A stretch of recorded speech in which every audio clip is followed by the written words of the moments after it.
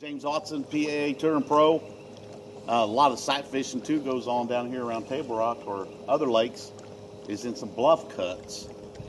Bass tend to be a little less affected with the weather in these bluff cuts, and they're more of a vertical fish. A lot of big Kentuckys get up here in the bluff cuts too. They get a little bit deeper. Sometimes when the water comes up, their beds get so deep you can't hardly fish them. I'm looking at some deep beds now and I'm not seeing anything on them. But it's a great place to look for beds too. When they're spawning, you never know where the old bass are going to be, but I got my own favorite spots. Either semi-flat pockets with a little bit of rock, but more of a shelf rock to it, or come into some of these bluff cuts and take a look too. You can't count them out. Big old Kentucky. Spooky. The last couple of years, these Kentucky have been more spooky than largemouth for whatever reason.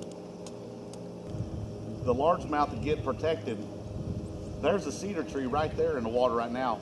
And there's a bass on it, and there's a nice bass on it right there. And I can't quite figure him out where he's going. Okay, let me put this down. I got to get a bait in there. I think I can catch that fish.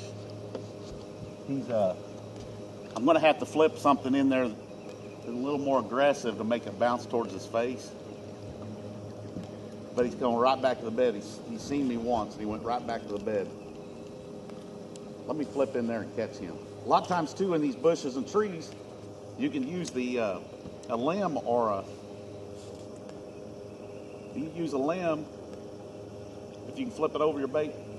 He's looking at it. There he is.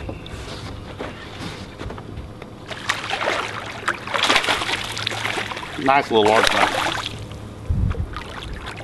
Hooked in the mouth. All right. Oh, there we go. And again, just bouncing at his face.